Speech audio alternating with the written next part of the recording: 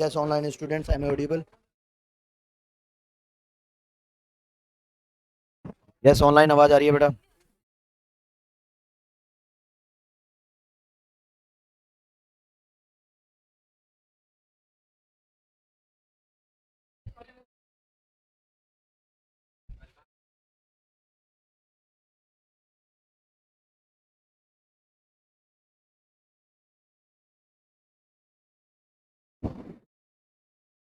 अभी हेलो, या pay attention. Last time अपन ने परफेक्ट कम्पिटेटिव मार्केट के बारे में पढ़ लिया था। परफेक्ट कम्पिटेटिव मार्केट की सारी कंडीशंस बता दी थी मैंने आपको, किस तरीके से परफेक्ट कम्पिटेटिव मार्केट में perfect competitive market short run के अंदर अपने प्रॉफिट को मैक्सिमाइज करता है। तीन कंडीशंस बताई थी, M R equal to M C, M C must be increasing और minimum AVC must be incurred by the average revenue. ठीक है, in the short run and minimum average long run average cost incurred in the long run. ठीक है, ये इनकर होनी चाहिए, ये रिकवर होनी चाहिए फर्म को, अदरवाइज फर्म प्रोडक्शन बंद कर देगी। ठीक है, एक परफेक्ट कम्पिटेटिव फर्म हमेशा शॉर्ट रन के अंदर लॉस भी बेयर कर सकती है, नॉर्मल प्रॉफिट पर भी काम कर सकती है, एब नॉर्मल प्रॉफिट भी मिल सकता है, तीनों कंडीशंस फेस कर सकती है शॉर्ट रन के अंदर। बट शॉर्ट रन में प्रोडक्शन कब बंद कर देगी? जब वो अपनी मिनिमम वेरिएबल कॉस्ट को भी रिकवर नहीं कर पाएगी तो प्रोडक्शन बंद कर देगी। आगे बात समझ में? इसका मतलब एक फर्म का मिनिमम एवरेज वेरिएबल कॉस्ट से ऊपर बढ़ता हुआ मार्जिनल कॉस्ट का जो पार्ट है वही क्या होता है? सप्लाई का होता है। इसके बाद में मैंने लॉन्ग रन के बारे में आपको बताया था कि लॉन्ग रन के अंदर फर्म की जो मिनिमम एलएसी होती है, ठीक है, वो कम से कम रिकवर होनी चाहिए। अगर वो रिकवर नहीं हो पा रही है तो फर्म अपना प्रोडक्शन बंद कर देगी। अगर any average revenue is below then minimum average long run average cost curve, then firm stop the production. ये बातें अपन ने पढ़ी थी। लॉन्ग रन के अंदर लॉन्ग रन मार्जिनल कॉस्ट का जो sorry long run average cost के मिनिमम पॉइंट से लॉन्ग रन मार्जिनल कॉस्ट का जो ऊपर बढ़ता हुआ पार्ट है वो क्या होता है? सप्लाई कर्व होता है। आगे बात समझ में? इसके बाद में और भी बहुत छोटी छोटी सी बातें की थी कि लॉन्ग रन के अंदर हमेशा एक competitive firm normal profit attain करती है। नॉर्मल प्रॉफिट का मतलब है कि जहां पर एलएसी अपने मिनिमम पॉइंट पर होता है, जहां पर एलएसी अपने मिनिमम पॉइंट पर होता है वहीं पर एलएमसी उसको कट करता है। तो इसका मतलब एलएसी और एलएमसी तो वहां पर इक्वल है, और LAC norm equals to AR होता है, तब अपने को क्या मिलता है? Normal profit. आगे बात समझ में? तो इसका मतलब एलएसी जहां पर मिनिमम होगा उसी पॉइंट पर एआर भी इक्वल होगा। तो तीन चीजें तो इक्वल हो गई। परफेक्ट कंपिटेटिव मार्केट में एआर, एमआर और प्राइस तीनों क्या होती हैं? इक्वल। तो इसका मतलब पांचों चीजें इक्वल हो गई। ठीक है, एलएसी जहां पर मिनिमम होता है वहां पर कोई ना कोई short run average cost curve भी होता है नहीं होता? और उसका मिनिमम पॉइंट भी होगा। तो इसका मतलब इन पांचों के एसए भी इक्वल हो गई, और जहां पर एसएसी अपने मिनिमम पॉइंट पर होती है वहीं पर कोई ना कोई एसएमसी उसको कट करती है। इसका मतलब पांच छह चीजों के साथ साथ सातवीं चीज भी इनके इक्वल होगी। तो कुल मिलाकर सात चीजें जहां पर इक्वल होती हैं वहीं पर एक फार्म को ऑप्टिमम साइज ऑफ प्लांट या फार्म को इक्विलिब्रियम मिलता है। इक्विलिब्रियम नंबर ऑफ फार्म्स भी यहां पर ही मिलेगा आपको। क्यों? क्योंकि इस पॉइंट पर ना तो नई फर्में मार्केट में एंटर करेंगी, ना ही एग्जिस्टिंग फर्म मार्केट से बाहर जाएंगी। एंट्री एग्जिट कब होता है? जब मिनिमम एलएसी से ऊपर चली जाती है एवरेज रेवेन्यू, तब एबनॉर्मल प्रॉफिट से इंड्यूस होकर, ठीक है, मार्केट में नई फर्मों का एंट्रेंस होता है। और जब एलएसी से मिनिमम एलएसी से नीचे आ जाती है रेवेन्यू, एवरेज रेवेन्यू, तो लॉस होने की वजह से एग्जिस्टिंग फर्म जो जितने टाइम तक टिका रहेगा वो टिका रहेगा, ठीक है, बाकी एग्जिट करते जाएंगे। ठीक है, जो अल्टीमेटली मार्केट में टिका रहेगा, ठीक है, जब तक कि एवरेज रेवेन्यू बढ़कर वापस एलएसी के इक्वल ना हो जाए तब तक जो टिका रहा वो तो टिक जाएगा, बाकी सारे बाहर हो जाएंगे। ठीक है, तो ये सारी बातें अपन ने पढ़ी थी और लास्ट में जाकर ये पढ़ लिया था कि ये सारी बातें मिथ है। इतनी रामायण गई सारी क्या है? झूठी है। रियल वर्ल्ड के अंदर ऐसी कोई कंडीशन देखने को नहीं मिलती। ठीक है, बट इसका मतलब ये नहीं है कि ये सारी ही कंडीशन देखने को नहीं मिलती है। ठीक है, इसके कुछ कुछ पार्ट देखने को मिलते हैं। अब ये सारी कंडीशन साइमल्टेनियसली आपको देखने को नहीं मिलेगी, कलेक्टिवली एक टाइम पर नहीं देखने को मिलेंगी, अलग अलग टाइम पर अलग अलग कंडीशन मिलेंगी। ठीक है, तो कंप्लीटली मिथ नहीं है बट मिथ है। सेम टाइम पर ये सारी कंडीशंस फुलफिल होना पॉसिबल नहीं है। अब बात करते हैं मोनोपोली। मोनोपोली का मतलब सिंगल। मार्केट में जो अकेली फर्म है वही क्या होती है? मोनोपोली। अब मोनोपोली होने के लिए सबसे खास बात क्या है? जैसे कि परफेक्ट कंपिटेटिव मार्केट में मैंने आपको बताया कि मार्केट में बाकी सारे होमोजीनियस प्रोडक्ट बेच रहे हैं, मतलब परफेक्ट सब्स्टिट्यूट प्रोडक्ट सेल कर रहे हैं। मोनोपोली में मार्केट में आपका कोई क्लोज सब्स्टिट्यूट नहीं। इसका मतलब अगर मार्केट में कोई सब्स्टिट्यूट नहीं है तो अदर फर्मों के पास जो भी प्रोडक्ट होगा वो आपके प्रोडक्ट से कंप्लीटली अनरिलेटेड होगा। समझ में आई या नहीं आई? क्या समझ में आया कि मार्केट में किसी पर्टिकुलर प्रोडक्ट का सिंगल सेलर होगा और उस फर्म का जो प्रोडक्ट है उसका कोई कंपिटिटिव मार्केट में नहीं होगा। अगर कोई अदर फर्म है भी तो उसका प्रोडक्ट आपसे कंप्लीटली क्या है, अनरिलेटेड है। और जब अदर प्रोडक्ट आपसे अनरिलेटेड होते हैं तो क्रॉस इलास्टिसिटी नहीं होती है। बताओ, बताया था मैंने स्केल, ठीक है। परफेक्ट सब्स्टिट्यूट है तो पॉजिटिव इंफिनिटी, ठीक है। परफेक्ट कॉम्प्लीमेंट्री है तो नेगेटिव इंफिनिटी, और जब प्रोडक्ट अनरिलेटेड है तो जीरो। तो इसका मतलब मोनोपोली मार्केट में क्रॉस इलास्टिसिटी नहीं चल रही होगी, जीरो। बात समझ में आई या नहीं? दूसरी बात आपको मैंने एक बात और बताई थी जब मैंने इलास्टिसिटी के डिटर्मिनेंट्स पढ़ाए थे कि मार्केट में जब आपके सब्स्टिट्यूट्स होते हैं तो इलास्टिसिटी ग्रेटर देन 1 होती है। जब मार्केट में कोई सब्स्टिट्यूट ही नहीं है आपका तो इलास्टिसिटी, क्रॉस इलास्टिसिटी की नहीं बात कर रहा हूं, उसी प्रोडक्ट की इलास्टिसिटी की बात कर रहा हूं जिसकी मोनोपोली है। तो क्रॉस इलास्टिसिटी तो जीरो होगी, ठीक है। और मार्केट में जब किसी प्रोडक्ट के सब्स्टिट्यूट नहीं होते हैं तो प्रोडक्ट की इलास्टिसिटी कैसी होती है, लेस देन 1। और मोर सब्स्टिट्यूट होते हैं तो मोर देन 1। तरीके बताए थे उस टाइम पर, याद प्रैक्टिस करो, ठीक है। अब देखें, अब यही सारी बातें अपने को यहां पढ़नी है। अब इसके बारे में भी एक सच ये है कि प्योर मोनोपोली झूठी बात है। प्रेजेंट टाइम में, ठीक है, किसी भी प्रोडक्ट की प्योर मोनोपोली नहीं है except public sector. Public sector के कुछ प्रोडक्ट्स ऐसे हैं जिनकी मोनोपोली देखने को मिल सकती है, बाकी किसी केस में प्योर मोनोपोली है ही नहीं। आगे बात समझ में, देखो यहां पर ये लिखा हुआ है, monopoly is a situation which there is a single seller of a particular product which has no close substitute. अगर नो क्लोज सब्स्टिट्यूट है तो cross elasticity, elasticity equals to zero. इसके बाद में pure monopoly is never found in a practice in public utilities such as transport, water. अब transport, public transport में याद रखेंगे रेलवेज, बाकियों के तो सब्स्टिट्यूट है, रोडवेज के सब्स्टिट्यूट है ना प्राइवेट बसेस, बट रेलवेज का कोई सब्स्टिट्यूट नहीं है। तो रेलवेज, पब्लिक ट्रांसपोर्ट में रेलवेज याद रखेंगे, वाटर याद रखेंगे, इलेक्ट्रिसिटी, इलेक्ट्रिसिटी के में जनरेशन याद नहीं रखनी है आपको, ठीक है। इलेक्ट्रिसिटी डिस्ट्रीब्यूशन याद रखना है। कौन करता है बता मेरे को, देखें इलेक्ट्रिसिटी डिस्ट्रीब्यूशन कौन करता है, प्राइवेट कंपनी, नाम बताना एक आधी। अडानी ट्रांसमिशन, ट्रांसमिशन ही वो इलेक्ट्रिसिटी जनरेट करती है, ट्रांसमिट नहीं करती है। अगर वो ट्रांसमिट करती तो जयपुर में अडानी के नाम से इलेक्ट्रिसिटी आ रही थी, जेवीवीएनएल के नाम से, ठीक है। आप कहीं पर भी जाओगे तो इधर आगे जयपुर से आगे जाओगे तो एवीवीएनएल है, अजमेर विद्युत वितरण निगम लिमिटेड, ठीक है। वैसे जयपुर विद्युत वितरण निगम लिमिटेड, ये कौन है सब, ये पब्लिक सेक्टर एंटरप्राइजेज है। इसके ऊपर देखो इलेक्ट्रिसिटी को ट्रांसमिट, जैसे आपने ये बोला अभी आपने रेलवेज, इन दिनों में अभी रेलवेज का भी प्राइवेटाइजेशन हुआ है ना, पर फिर गवर्नमेंट की मोनोपोली कैसे हुई, प्राइवेट सेक्टर तो इन्वॉल्व हो रहा है इसमें, इसको डेलीगेशन प्रोसेस बोलते हैं, ठीक है।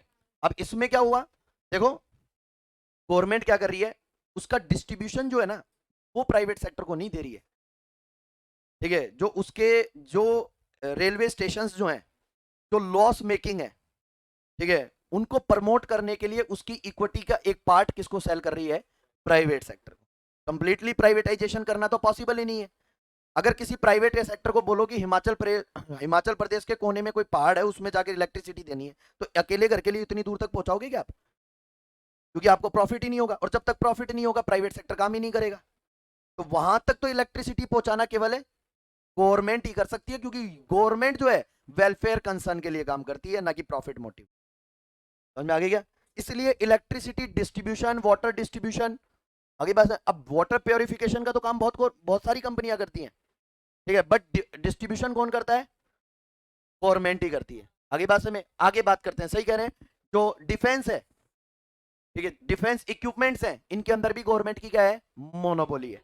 आगे बात समझ में, और इसके बाद में लास्ट क्या है, we generally find the monopoly, यही है, ठीक है। एक एटॉमिक एनर्जी और याद रखेंगे आप, ठीक है, न्यूक्लियर पावर। डिफेंस में कैसे आ गया न्यूक्लियर पावर, न्यूक्लियर बम नहीं बोल रहा हूं मैं, ये फोड़ेंगे किसी ना किसी पे, मैं एनर्जी बोल रहा हूं, देखो आगे, अब इसके फीचर्स पे बात करते हैं। जस्ट रेसिप्रोकल फीचर्स हैं इसके परफेक्ट कंपिटिटिव मार्केट के। पहला देखो, वहां पर होता है large number of buyer and seller, ठीक है, यहां पर सेलर कौन है? सिंगल, ठीक है। No distinction between the firm and industry, ये बात याद रखनी है आपको स्पेशली। ये तो आपको याद रहेगा, मोनोपोली सुनते ही सिंगल सेलर याद आ जाएगा। बट परफेक्ट कंपिटिटिव मार्केट में सभी फर्में मिलकर क्या करती हैं? इंडस्ट्री क्रिएट करती हैं। इंडस्ट्री का मतलब क्या होता है? Group of firms which are selling identical products, ठीक है। बट यहां पर तो अकेला ही है, और ये जो बेच रहा है वो कोई और नहीं बेच रहा, तो ये इंडिविजुअल फर्म ही क्या बन जाएगी? इंडस्ट्री बन जाएगी। देखो क्या लिखा है, no distinction between the firm and a industry. समझ में आ गई क्या? In a monopolistic market, monopoly characterised by an absence of a competition. इसका मीनिंग ये भी होता है कि एब्सेंस ऑफ कंपटीशन का मतलब क्या है? मोनोपोली है, ठीक है। इसका कंपटीटर नहीं है। अगर अपन किसी के लिए ये बोले कि इसका कोई कंपटीटर नहीं है, इसका मतलब ये है कि उसकी मोनोपोली है, ठीक है। इसके बाद में बैरियर्स टू एंट्री। अब वहां पर मैंने क्या बताया था? Free entry and free exit, और यहां पर बैरियर टू एंट्री। अब बहुत तरीके से ये बैरियर क्रिएट करने की कोशिश करेगा कि मार्केट में नई फर्में ना जाए। अगली बात समझ में?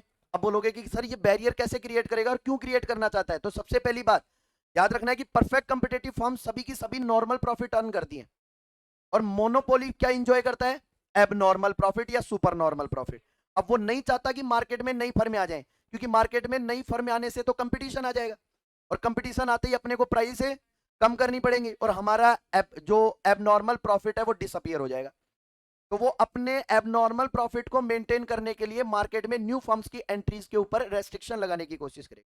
अगली बात में, अब वो रेस्ट्रिक्शंस कौन कौन से हो सकते हैं? देखो, ये इकोनॉमिकल रेस्ट्रिक्शंस हो सकते हैं, इंस्टीट्यूशनल, लीगल और आर्टिफिशियल। अब ये मत बोलना ये क्या है, इनका पूरा टॉपिक दे रखा है आगे, ठीक है, आगे समझेंगे इनको। अब देखो, नो क्लोज सब्सिट्यूट, मार्केट में कोई क्लोज सब्सिट्यूट अवेलेबल है नहीं होगा। अब यहां से क्वेश्चन क्या आएगा? क्वेश्चन ये नहीं पूछेगा कि कौन सी कैरेक्टरिस्टिक है कौन सी नहीं है, यहां से पूछेगा इलास्टिसिटी। जब मार्केट में आपका कोई क्लोज सब्सिट्यूट नहीं है तो क्रॉस इलास्टिसिटी कैसी होगी? जीरो। और आपके डोमिनेंट प्रोडक्ट की इलास्टिसिटी कैसी होगी? Less than 1। दो बातें याद रखनी है, ठीक है। देखो, full control over the market supply. तो जब आपका कोई क्लोज सब्सिट्यूट नहीं है तो मार्केट में प्रोडक्ट की सप्लाई देने वाले आप ही हो केवल, तो सप्लाई पर पूरा कंट्रोल आपका होगा। दूसरी बात, a monopolist is a price maker not a price taker. अब जब मार्केट में मेरी मोनोपोली है, ठीक है, तो मुझे इंडस्ट्री की परमिशन लेने की जरूरत है क्या? अरे इंडस्ट्री तो मैं खुद ही हूं। अभी बताया था ना भी कि जिसकी मोनोपोली है वो खुद ही क्या बनेगा? इंडस्ट्री। और इंडस्ट्री क्या करती है? प्राइस, ठीक है। तो सीधी सी बात, आपकी बार ये खुद ही करेगा। इसके बाद में, the cross elasticity of demand monopolist product and any other product is a zero और वेरी स्मॉल। या तो जीरो होगी या फिर बहुत कम होगी, ना के बराबरी। The price elasticity of demand monopolist product is a also less than 1, ठीक है। एंड लास्ट दे रखा है स्टीप डाउनवर्ड स्लोपिंग डिमांड कर। जब इलास्टिसिटी लेस देन 1 होती है तो डिमांड कर होता है स्टीपर होता है बहुत ज्यादा, और इलास्टिसिटी ग्रेटर देन 1 के केस में फ्लैटर होता है, ठीक है, रिलेटिवली फ्लैटर बोलते हैं जिसके लिए। इसके बाद में आगे आता है मार्केट पावर। अब मार्केट पावर का मतलब, अब यहां से एक क्वेश्चन आया हुआ है, मैंने आपको एक दिन पहले भी पूछा था कि मोनोपोलिस्ट के पास इतनी पावर होती है कि वो सप्लाई को, डिमांड को और प्राइस को, तीनों को कंट्रोल कर सकता है? एक साथ नहीं कर सकता। तो स्टेटमेंट क्या बताया था मैंने? आइदर चेंज द प्राइस और चेंज द क्वांटिटी। अगर वो प्राइस को चेंज करेगा तो क्वांटिटी उसके कंट्रोल में नहीं होगी, और क्वांटिटी को चेंज करने की कोशिश करेगा तो प्राइस नहीं होगी। कंट्रोल दोनों पर होगा बट सेम टाइम पर दोनों पर नहीं होगा। अगली बात समझ में? तो इसी को बोला है market power. Monopoly firm has a market power, it has ability to charge price above the marginal cost. ये याद रखनी है कि फर्म जो है वो मार्जिनल कॉस्ट से ज्यादा प्राइस चार्ज करती है, ठीक है। अब देखेंगे, जैसे परफेक्ट कंपिटिटिव मार्केट में मैंने आपको क्या बताया था? फर्म हमेशा प्राइस के इक्वल मार्जिनल कॉस्ट चार्ज करेगी। परफेक्ट कंपिटिटिव का एग्जांपल समझेंगे पहले। ये प्राइस का डायग्राम होता है परफेक्ट कंपटीशन में, पीसीएम बता रहा हूं, कंफ्यूज मत होना। परफेक्ट कंपिटिटिव में प्राइस क्या होती है? Parallel to the horizontal axis. आगे बात में, फर्म को इक्विलिब्रियम कहां पर मिलेगा? What is the first condition of firms equilibrium? MR equals to MC। यही तो MR होता है और यही प्राइस है। और कहां पर इक्विलिब्रियम डिटरमाइन करेंगे?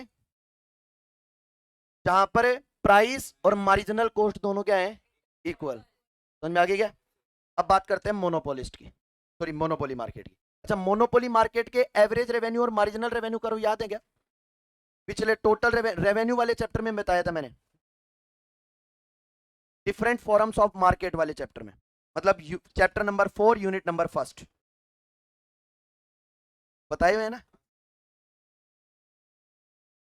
इसने सब बद लिख रखा है, काम आएगा ये इसके। अब याद नहीं आ रहा है आपको कि कैसा डायग्राम बनता है। और बहुत सारे फीचर्स बताए थे, और उस टाइम पे मैं ये भी बोल रहा था कि यहाँ से क्वेश्चन आए हुए हैं। हर साल 3-4 क्वेश्चन वहीं से आते हैं। रेवेन्यू के शेप, डिजाइन, कर्व्स के शेप कैसे होते हैं, कैसी इलास्टिसिटी होती है, क्वेश्चन कंफर्म आते हैं 3-4 यहाँ से। मैंने ये पूछा कि मोनोपोली मार्केट के अंदर एवरेज रेवेन्यू और मार्जिनल रेवेन्यू का डायग्राम कैसा दिखाई देगा? अब ये मत बोलना जैसा होता है वैसा ही दिखाई दे रहा होगा, है? डाउनवर्ड स्लोपिंग होता है। और फीचर क्या होते हैं, कैसे पता करें? अच्छा, मैं ये कह दूं ये AR है डाउनवर्ड स्लोपिंग, और यही MR है, ये क्या? अच्छा, MR इससे नीचे होगा, ये ऐसे नीचे होगा, हाफ। मैंने बोला था कि मार्जिनल रेवेन्यू जो है वो एवरेज रेवेन्यू के ट्वाइस रेट से गिरेगा। याद है क्या शेप? अब जो प्रॉफिट मैक्सिमाइजेशन की कंडीशंस परफेक्ट कंपिटेटिव पर अप्लाई होती है, वो सेम किस पर अप्लाई होंगी? इसके ऊपर। ठीक है, 3 कंडीशन याद रहेंगी ना, वो बार बार याद रखना उनको। ठीक है, अब वही कंडीशन इस पर अप्लाई कर दो। पहली कंडीशन क्या थी? MR इक्वल टू, ये आपका MR रहा और ये आपका मार्जिनल कॉस्ट का कर्व रहा। तो मतलब इस पॉइंट के ऊपर क्या डिटरमाइन होना चाहिए? Equilibrium level of output. हो गया डिटरमाइन। बट प्राइस अपन किसको बोलते हैं, MR को या एवरेज रेवेन्यू को?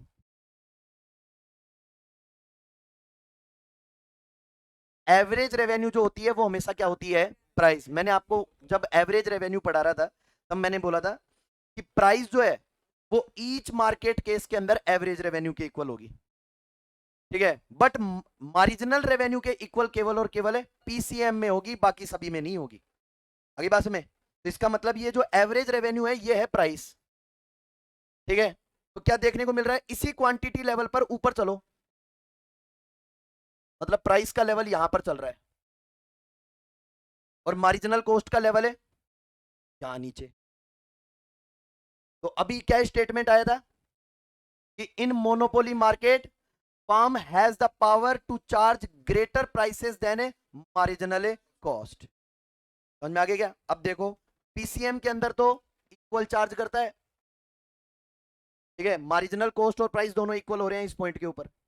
और इस केस के अंदर मार्जिनल कॉस्ट तो नीचे रह गई और प्राइस लेवल से ऊपर चल रहे हैं। आगे बात समझ में? ये मोनोपोली की पावर है कि वो अपनी मार्जिनल कॉस्ट से ज्यादा प्राइस चार्ज करेगा। आगे बात समझ में? मतलब उसको हर एक एडिशनल यूनिट पर जितनी कॉस्ट आ रही है उससे ज्यादा रेवेन्यू कमाएगा वो आप लोगों से। किसकी बदौलत? अपनी मोनोपोली पावर की वजह से। आगे बात समझ में? ठीक है, ये तो इसके फीचर्स थे। अब बात करते हैं हाउ डू मोनोपोली अराइजेज। अब यहां पर आएंगे रीजंस कि मोनोपोली क्रिएट कैसे होती है। कौन कौन से ऐसे फैक्टर हैं जो मोनोपोली क्रिएट करने के पीछे रेस्पॉन्सिबल है? मैंने आपको बोला कि प्योर मोनोपोली तो आपको मार्केट में कहीं देखने को मिलेगी ही नहीं, but likely to monopoly powers मिल जाएंगी, मतलब ऐसी पावर्स जो मोनोपोली की तरफ डायरेक्शन कर रही हैं। पूरा प्योर मोनोपोली जैसे करेक्टर तो नहीं देखने को मिलेंगे आपको, ठीक है, बट उसके अबाउट आपको मोनोपोली पावर्स देखने को मिल सकती है। ठीक है, जैसे कि पहला, सॉरी, कि अगर आपको मोनोपोली क्रिएट करनी है तो सबसे पहली कंडीशन क्या है? Strategic control over the scarce resources inputs and technology. अगर किसी प्रोडक्ट को बनाने वाली टेक्नोलॉजी पर आपका कंट्रोल पूरा है और वो टेक्नोलॉजी केवल और केवल आपके पास ही है, तो आपकी क्या होगी? मोनोपोली है। समझ में आ गया क्या? या फिर उसको बनाने के लिए जो असेंशियल इनपुट चाहिए उसकी सप्लाई पर भी आपका पूरा कंट्रोल है कि वो केवल आप ही के पास आती है, किसी और के पास नहीं आती। फॉर एग्जाम्पल अपन बोलते हैं कि अपन एग्जांपल लेते हैं कि टी प्रोडक्शन के अंदर 29 स्टेट में से केवल आसाम के पास मोनोपोली है। क्यों भाई? क्योंकि टी को प्रोड्यूस करने के लिए जो नेचुरल एनवायरमेंटल कंडीशंस चाहिए वो केवल किसके पास है? आसाम के पास है। तो उसकी मोनोपोली हो गई ना। समझ में आई या नहीं? तो सीधी सी बात है, तीन चीजें याद रखनी है कि किसी भी प्रोडक्ट को बनाने के लिए जो नेचुरल रिसोर्स चाहिए, जो भी इनपुट चाहिए या जो टेक्नोलॉजी चाहिए, अगर उसके ऊपर आपका पूरा कमांड है या पूरा कंट्रोल है तो आपकी मोनोपोली क्रिएट हो जाएगी, अदरवाइज नहीं होगी। समझ में आ गई क्या? तो अगर मोनोपोली क्रिएट करनी है तो टेक्नोलॉजी पे वर्क करो। सीधी सी बात है, आपने देखा होगा जब भी कोई नई टेक्नोलॉजी को इन्वेंट करता है वो पहले उसका पेटेंट करवा लेता है। क्यों? ताकि उसको दूसरा कोई कॉपी ना कर सके और आपकी क्या क्रिएट हो जाए? मोनोपोली। आगे बात समझ में? तो टेक्नोलॉजी पर, असेंशियल रिसोर्स पर कंट्रोल कर लो, मोनोपोली क्रिएट हो जाएगी। और सीधी सी बात है, मोनोपोली क्रिएट करना ही क्यों चाहते हैं? To earn abnormal profit. Competition में आप एबनॉर्मल प्रॉफिट से ज्यादा नहीं, सॉरी, नॉर्मल प्रॉफिट से ज्यादा नहीं कमा पाओगे। ठीक है, बट अगर आपको एबनॉर्मल प्रॉफिट क्रिएट अर्न करना है तो मोनोपोली क्रिएट करनी पड़ेगी। और उसके सारे मैंने स्ट्रेटेजी बता देता हूं कि कैसे कैसे हो सकती है। दूसरा देखो, डेवलपिंग और acquiring control over unique product that is difficult और कॉस्टली फॉर ए अदर। मतलब ऐसा कोई प्रोडक्ट बनाओ जो किसी अदर फर्म के लिए बनाना बहुत डिफिकल्ट हो जाए, या उसके लिए बनाना बहुत ज्यादा कॉस्टली हो जाए। फॉर एग्जाम्पल, अभी अपन टी की बात कर रहे थे। ठीक है, आसाम के लिए क्या है? मोनोपोली है क्योंकि उसके पास नेचुरल रिसोर्स है। क्या टी का प्रोडक्शन राजस्थान में नहीं हो सकता? है, नहीं हो सकता? अरे प्रेजेंट में तो टेक्नोलॉजी ऐसे पहुंच गई। हाँ, ये बात। अपन बना तो लेंगे उसको, पर एक तो उसके लिए अपने को कंडीसिव एनवायरनमेंट क्रिएट करने में डिफिकल्टी फेस करनी पड़ेगी, और दूसरा उस एनवायरनमेंट को क्रिएट करने के लिए बहुत ज्यादा हैवी कॉस्ट बेयर करनी पड़ेगी। तो इससे बढ़िया है कि वहीं से ले आएंगे। अगली बात में हो गई ना, फिर से उसकी मोनोपोली क्रिएट। तो अगर दूसरे के बनाने में डिफिकल्टी ला सकते हो, उसके लिए अगर ज्यादा कॉस्टली है तो आपकी मोनोपोली क्रिएट हो जाएगी। अगर आपके लिए वो चीपर है उसको बनाना, ठीक है, कोई डिफिकल्टी नहीं है, तब तो आपकी मोनोपोली है। ठीक है, और अगर उसको इजीली दूसरी फर्म भी बना सकती है और उसको भी कोई फर्दर कॉस्ट बेयर नहीं करनी पड़ेगी, तो इसका मतलब आपकी मोनोपोली ब्रेक हो जाएगी। तो दो तरीके हो गए, क्या क्या? एक तो असेंशियल रॉ मटेरियल इनपुट्स को, आपके रिसोर्सेज या टेक्नोलॉजी, इनके ऊपर कंट्रोल बना लो। और दूसरा, दूसरों के लिए उसका प्रोडक्शन कॉस्टलियर और डिफिकल्ट होना चाहिए। तीसरा, अब तीसरी परमिशन देती है गवर्नमेंट। अभी मैंने आपको बताया कि जैसे ही कोई नई टेक्नोलॉजी को इन्वेंट करेगा, कोई नई टेक्नोलॉजी मार्केट में लेकर आएगा, वो पहले पेटेंट राइट लेकर आएगा उसके साथ। और पेटेंट करवाते ही गवर्नमेंट क्या करेगी? आपको प्रोटेक्शन देगी कि उस टेक्नोलॉजी को कोई दूसरा कॉपी ना कर सके। समझ आइए नहीं? तो ऐसा करके भी आप क्या कर सकते हो? अपनी मोनोपोली क्रिएट। ठीक है, तो देखो, गवर्नमेंट ग्रांटिंग एक्सक्लूसिव राइट्स, ये पेटेंट राइट्स की बात कर रहे हैं। एक्सक्लूसिव राइट्स का मतलब जो अदर को उसके एडवांटेज से एक्सक्लूड करता है। के बाद में आता है patents and copyright given by the government to protect intellectual property rights and to encourage innovations. अब जो इनोवेशंस को इनकरेज कर रहा है उनको पेटेंट राइट देकर भी गवर्नमेंट क्या कर सकती है? Monopoly create. इसके बाद में आता है बिजनेस कॉम्बिनेशन और कार्टेल्स, ये स्पेशली याद रखेंगे। ठीक है, ये आपको ओलिगोपोली मार्केट में भी काम आएगा, याद रखना। कहीं पर लिख दो इसके ब्रैकेट में कि ओलिगोपोली मार्केट में काम आता है ये वाला टर्म। ठीक है, कार्टेल, कार्टेल का मतलब क्या होता है?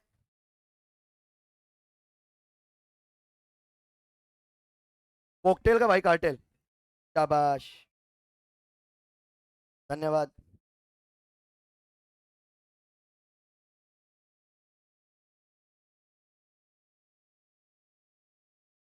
देखो, कार्टेल का मतलब क्या होता है कि मार्केट में मान लो किसी प्रोडक्ट को बनाने वाली तीन चार कंपनियां ही हैं, और वो तीन चार कंपनियां एक दूसरे से कंपटीशन करने की बजाय क्या करती हैं? एग्रीमेंट कर लेती हैं कि भाई तू मेरे एरिया में नहीं आएगा और मैं तेरे एरिया में नहीं आऊंगा, और दोनों मिलकर इस प्राइस पर ही बेचेंगे। ना मैं प्राइस बढ़ाऊंगा ना तू कम करेगा। समझ में आइए नहीं? तो मतलब प्राइस से रिलेटेड, क्वांटिटी से रिलेटेड और मार्केट से रिलेटेड एग्रीमेंट करके जब ओलिगोपोली फर्म्स अपने एक दूसरे के साथ कॉम्बिनेशन क्रिएट कर लेती हैं तो उसको बोलते हैं कार्टेल। आगे बात में, और इंडिया के अंदर कार्टेल बनाना प्रोहिबिटेटेड है, इनलीगल है। क्यों? क्योंकि मोनोपोली जैसी पावर कंज्यूमर को एक्सप्लॉइट करती है। तो गवर्नमेंट नहीं चाहती है कि इकोनॉमी के अंदर किसी भी तरीके से मोनोपोली पावर्स क्रिएट हो गवर्नमेंट के अलावा। गवर्नमेंट खुद की तो मोनोपोली रख दे, फिर भी गवर्नमेंट घाटे में ही है। पर क्योंकि गवर्नमेंट का जो मोटिव है वो प्रॉफिट मोटिव है, समझ में आई? सॉरी, वेलफेयर मोटिव है। अरे वो आज स्लिप ऑफ टंग हो गया, किसी दूसरे बैच में कैपिटलिज्म चल रहा था तो वहां पर नहीं, प्रॉफिट मोटिव नहीं है, वो करप्शन मोटिव अलग है। ठीक है, कि सच्चाई निकल गई जाने अनजाने में। देखो प्रॉफिट मोटिव नहीं होता है, सॉरी, हाँ वेलफेयर मोटिव होता है, बीच में याद दिला दिया करो मेरे को। ठीक है, तो वेलफेयर मोटिव के लिए काम करती है, इसलिए गवर्नमेंट जो है वो कोस्ट कंट्रोल करने की कोशिश नहीं करती है। ठीक है, तो बिजनेस कॉम्बिनेशन और कार्टेल का मतलब देखो लिखा हुआ भी है, illegal in most of countries. ठीक है, क्योंकि कार्टेल क्रिएट करने से कंज्यूमर्स का एक्सप्लॉइटेशन होता है, और कोई भी गवर्नमेंट नहीं चाहती है कि मोनोपोली क्रिएट करके फर्म से कंज्यूमर्स को एक्सप्लॉइट करे। कार्टेल क्रिएट करने से, मोनोपोली क्रिएट करने से कंज्यूमर का ही एक्सप्लॉइटेशन नहीं होता, साथ साथ एम्प्लॉइज का भी एक्सप्लॉइटेशन होता है। समझ में आ गया क्या? तो है,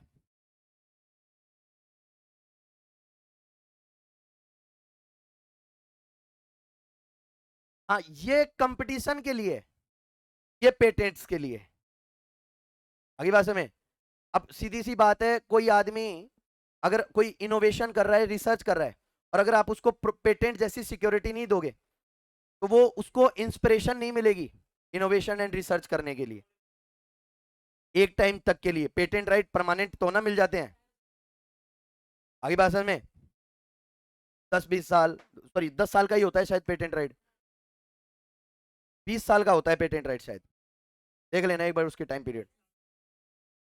ठीक है, रिन्यू नहीं करवा सकते हैं इतनी जल्दी, और वो गवर्नमेंट कंसिडर करती है कि कितना रैपिडली उस टेक्नोलॉजी को दूसरी कंपनियां कॉपी कर पा रही हैं या नहीं कर पा रही हैं।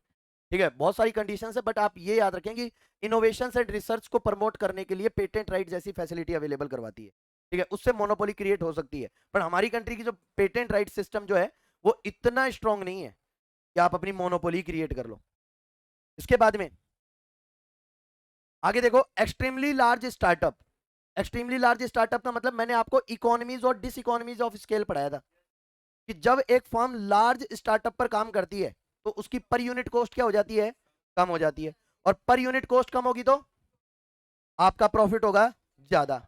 अब सीधी सी बात है, अगर आपने एक्सट्रीमली लार्ज लेवल पर प्रोडक्शन करना स्टार्ट किया है तो नई फर्में मार्केट में एंटर नहीं कर पाएंगी। क्यों? क्योंकि आपका ऑलरेडी स्टार्टअप क्या है, बहुत है, लार्ज है। तो अगर कोई फर्म स्मॉल लेवल पर प्रोडक्शन करना चाहेगी, ठीक है, तो उसकी पर यूनिट कॉस्ट क्या आएगी, ज्यादा, और वो मार्केट पर यूनिट कॉस्ट ज्यादा आने से वो मार्केट के अंदर एंटर नहीं कर पाएगी। समझ में आया नहीं? तो सीधी सी बात है, अगर आपको अपने प्रोडक्ट की मोनोपोली क्रिएट करनी है तो दूसरा वे ये है कि आप एक्सट्रीमली लार्ज लेवल पर क्या करो, प्रोडक्शन करना स्टार्ट करो। अगला भी इसी से रिलेटेड है। Natural monopoly arises when there are a very large economies of ए स्केल। दोनों का मीनिंग लगभग सेम है। ठीक है, इसके बाद में आता है enormous goodwill enjoyed by a firm for a considerable long period of a time. Goodwill भी मोनोपोली क्रिएट करके दे सकती है आपको। कैसे? कि आपने इतना ज्यादा बिलीव क्रिएट कर लिया अपने कंज्यूमर्स के मन में, ठीक है, कि वो दूसरे प्रोडक्ट की तरफ स्विच करने को ही रेडी नहीं है, तो इस केस में भी आपकी क्या बन सकती है, मोनोपोली हो सकती है। समझ में आ गया क्या? और अगला दे रखा है legal and regulatory requirement effectively discourage entry of new firms. For example, मान लो कि आप किसी इंडस्ट्री के अंदर पहली पहली फर्म आपकी है, और उसके बाद में गवर्नमेंट ने बहुत ज्यादा गवर्नमेंट फॉर्मेलिटीज एंड रेगुलेशंस लगा दिए। तो गवर्नमेंट की जो फॉर्मेलिटीज है वो न्यू फर्म्स को एंटर करने के लिए क्या करती हैं, ठीक है, प्रोहिबिटेड या रेस्ट्रिक्ट करेंगी। समझ में आई या नहीं? जैसे मान लो कि पहले टाइम पर जो इंडस्ट्रियां स्टेब्लिश हो गई सो हो गई, उसके बाद में गवर्नमेंट्स ने रूल बदल दिए और बहुत ज्यादा हार्ड रूल बना दिए, तो नई फर्में उस रूलों को देखते हुए, उन फॉर्मेलिटीज को देखते हुए मार्केट में एंटर नहीं करेंगी, और पुरानी जो फर्में हैं उनकी क्या बन जाएगी, मोनोपोली। समझ में आ गई क्या? और इसके बाद में लास्ट दे रखा है anti competitive practices often refer to the predatory tactics, और इसी को बोलते हैं लिमिट प्राइसिंग और प्रेडेटरी प्राइसिंग। ये प्रेडेटरी प्राइसिंग टर्म याद रखेंगे आप। एंटी कंपिटेटिव प्रैक्टिसेस या फिर प्रेडेटरी प्राइसिंग क्या होती है, कि मार्केट, अभी ऊपर मैंने आपको लार्ज स्केल फर्म का नाम बताया था, कि लार्ज स्केल फर्म की कॉस्ट कम होने की वजह से वो दूसरी फर्मों को एंटर नहीं करने देती। ठीक है,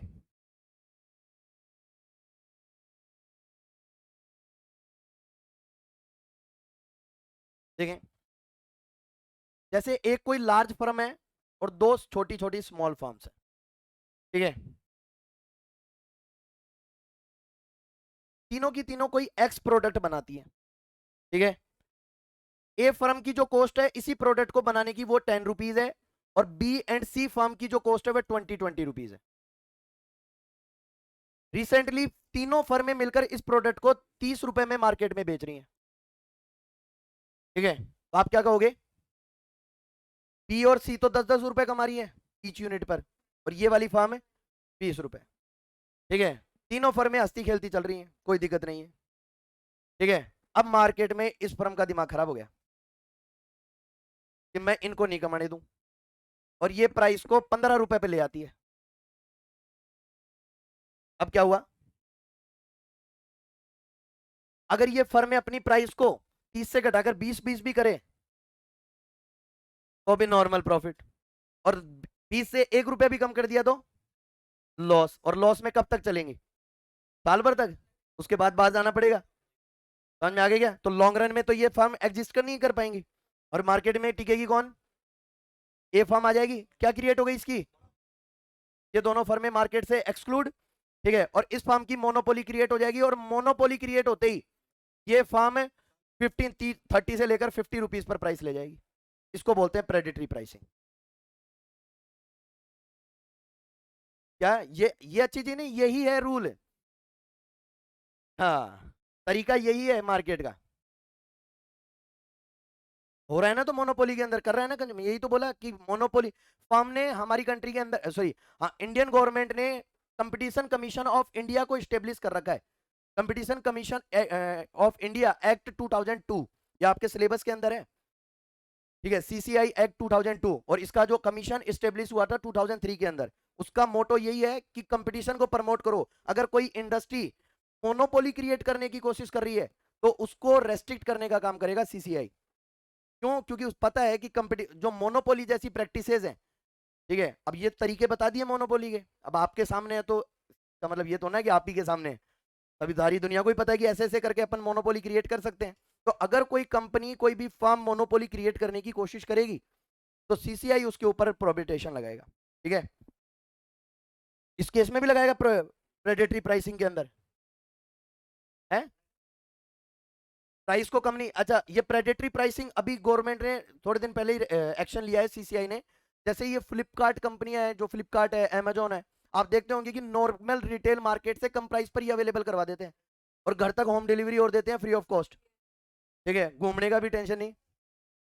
तो इनकी प्राइस लेवल कम होने से रिटेल मार्केट में क्या काफी फर्में बंद होने लग गई थी, जैसे कॉस्मेटिक शॉप्स हैं, ठीक है, जो इलेक्ट्रॉनिक मार्केट है जैसे मोबाइल वगैरह की काफी शॉप्स हैं, ये बंद होने लग गई। तो इसका मतलब ऐसे तो धीरे धीरे क्या होगा, फ्लिपकार्ट और अमेजोन की मोनोपोली क्रिएट हो जाएगी, ठीक है। तो अब एक्शन लिया है सीसीआई ने, अब थोड़े दिन बाद में देखना आपको जो रिटेल मार्केट में प्राइस देखने को मिलेंगी वो सेम प्राइस आपको फ्लिपकार्ट वगैरह पे देखने को।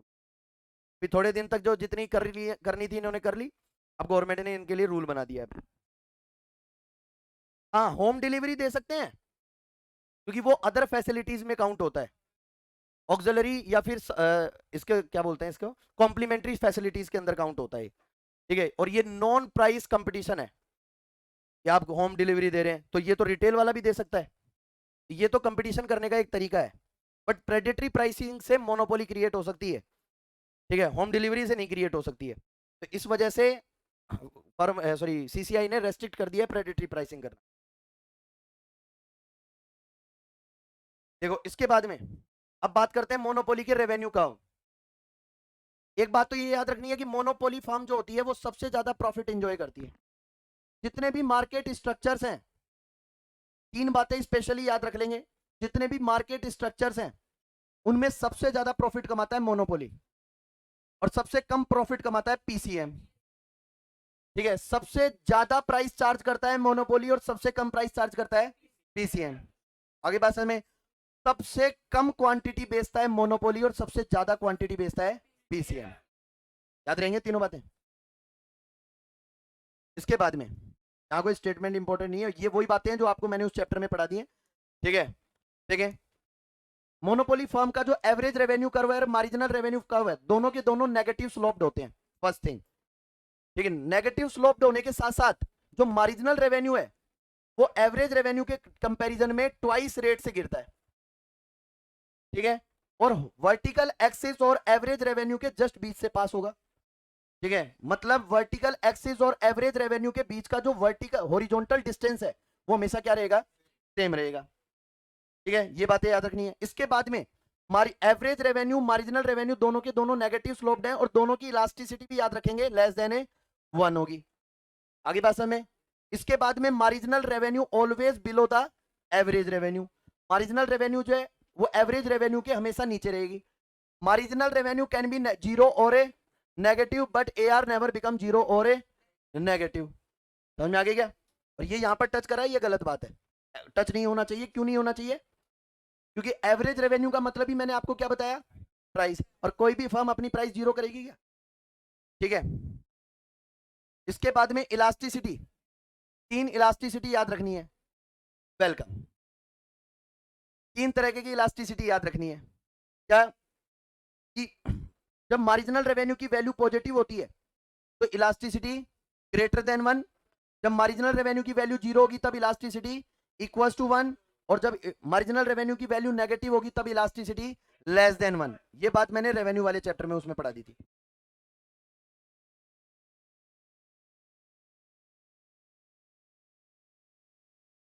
देखो ये वाली बात याद रखें, the firm faces A downward sloping demand curve. कि फर्म का जो डिमांड कर्व होगा वो डाउनवर्ड स्लोपिंग होगा। क्यों होगा? इसका रीजन दे रखा है, because if firm wants to sell more it has to reduce the price of a product. भले ही चाहे मोनोपोली है, नंबर ऑफ कंज्यूमर्स कम नहीं कर सकता, बट बढ़ाने हैं तो प्राइस कम करनी ही पड़ेगी। भाई नए कंज्यूमर, हो सकता है कि आपके पास जो एग्जिस्टिंग कंज्यूमर्स हैं वो तो आपको छोड़कर नहीं जाएंगे क्योंकि आपकी मोनोपोली है, बट अगर मार्केट में नए कंज्यूमर्स को अट्रैक्ट करना है तो प्राइस कम करनी ही पड़ेगी। तभी मैंने क्या बोला, अगर क्वांटिटी चेंज करोगे तो प्राइस पर कंट्रोल नहीं रहेगा, प्राइस कम करनी ही पड़ेगी। ठीक है, तो क्वांटिटी और प्राइस के बीच में नेगेटिव रिलेशन आने की वजह से डिमांड करो कैसा होगा, नेगेटिव स्लोप, और इलास्टिसिटी लेस देन 1। हाँ, मोनोपोली अपने आप ही आ जाएंगे हैं। जरूरी तो ना है कि उसके प्रोडक्ट को कंज्यूमर्स परचेज ही करें, कोई मैंडेटरी तो ना है?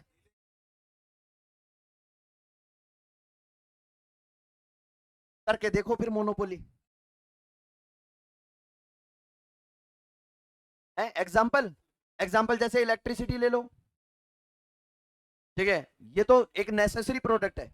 इस केस के अंदर तो क्या होगा, उसको प्राइस चेंज करने की जरूरत ही नहीं है, ऑटोमेटिक ही कंज्यूमर बढ़ेंगे। ठीक है, बट रेलवेज की केस ले लो, रेलवेज कोई मैंडेटरी नहीं है। अगर रेलवेज को ज्यादा से ज्यादा कंज्यूमर्स को अट्रैक्ट करना है तो टिकट के प्राइस कम करने पड़ेंगे, अदरवाइज लोग जो है पैसेंजर बस से भी जा सकते हैं। अगर उनको रेलवेज के अंदर अगर कोई एडवांटेज ही नहीं दिखाई देगा तो वो ट्रांसपोर्ट मीडियम जो है वो चेंज भी तो कर सकते हैं। ठीक है, वो बसेस का यूज भी कर सकते हैं। अब मान लो कि जैसे जो फर्स्ट टायर एसी की जो टिकट होती है वो लगभग प्लेन के इक्वल मिलेगी आपको। ठीक है, अब सीधी सी बात है, उसमें टाइम भी कंज्यूम ज्यादा हो रहा है, टिकट भी प्लेन के इक्वल है। अब फर्स्ट टायर एसी के जो टिकट बुकिंग्स है वो अगर वो उसको बढ़ानी है तो अब बोलो, तो फर्स्ट टायर एसी की टिकट की वैल्यू कम करनी पड़ेगी आपको। हाँ बोलो। हाँ, वही तो मैं बोल रहा हूं कि प्योर मोनोपोली तो कहीं है ही नहीं, ये भी झूठ है।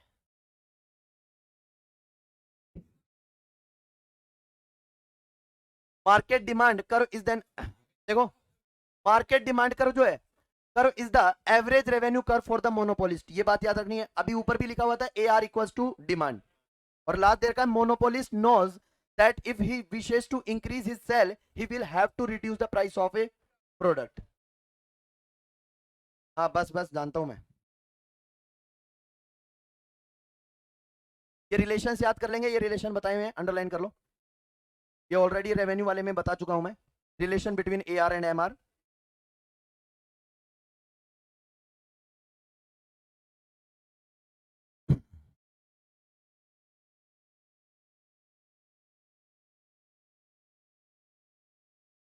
करते रहना आप अंडरलाइन। एक इंपॉर्टेंट बात कि मोनोपोली दो तरीके की हो सकती है, एक तो होती है सिंपल मोनोपोली और एक होती है डिस्क्रिमिनेटिव मोनोपोली। सिंपल मोनोपोली का मतलब कि मार्केट में आपकी मोनोपोली है, फिर भी आप सभी कंज्यूमर से इक्वली प्राइस चार्ज कर रहे हो, उसको बोलते हैं सिंपल मोनोपोली। आगे बात समझ में। जबकि दूसरी डिस्क्रिमिनेटिव मोनोपोली का मतलब क्या होता है कि मोनोपोली फर्म्स जो हैं वो अपने एबनॉर्मल प्रॉफिट को इनहांस करने के लिए डिफरेंट डिफरेंट कंज्यूमर से डिफरेंट डिफरेंट प्राइस चार्ज कर रही है। समझ में आ गया क्या? तो इसको बोलते हैं डिस्क्रिमिनेटिव मोनोपोली। ठीक है। अरे मोनोपोली, आपकी मार्केट में मोनोपोली है फॉर एग्जांपल, और फर्म सभी कंज्यूमर से यूनिफॉर्म प्राइस चार्ज कर रही है, यूनिफॉर्म मतलब सेम प्राइस चार्ज कर रही है, तो इसको तो बोलते हैं सिंपल मोनोपोली। ठीक है। और अगर मोनोपोली अपने एबनॉर्मल प्रॉफिट को इनहांस करना चाहता है तो हो सकता है कि वो जान पहचान वालों को तो सस्ते पर दे दे और बाकियों को महंगे पर दे दे। अगली बात समझ में, मुंह देख के टीका निकाल ले। कोई गाड़ी में आया तो ज्यादा प्राइस चार्ज कर ले, और कोई पैदल आया चप्पल ही नहीं पहन गया है फ्री में भी दे दे। समझ में आ गया क्या? हाँ भाई, एग्जाम्पल है इस चीज का, बिल्कुल एग्जाम्पल है। इंडियन रेलवेज सीनियर सिटीजन को कम प्राइस चार्ज करती है और एडल्ट के ऊपर पूरा चार्ज लगेगा। हर ट्रेन का अलग चार्ज है रोडवेज के अंदर। ठीक है, तो रेलवेज के अंदर ऐसा हो रहा है। इसके अलावा मोनोपोली, अच्छा और बताते हैं, अभी मैंने आपको बोला इलेक्ट्रिसिटी डिस्ट्रीब्यूशन के अंदर गवर्नमेंट की मोनोपोली है या नहीं है? डोमेस्टिक के चार्जेस अलग हैं, कॉमर्शियल के अलग हैं। तो कौन सी मोनोपोली है ये? Discriminative monopoly. आगे बात में, तो ये वाले स्टेटमेंट पढ़ लेना, दोनों ग्रीन लाइन वाले, समझ में आ जाएगा। हाँ, गवर्नमेंट डिस्क्रिमिनेट कर रही है, करने दो, वेलफेयर कंसर्न है ना इससे भी। ऐसा ऑनलाइन स्टूडेंट समझ में आया बेटा?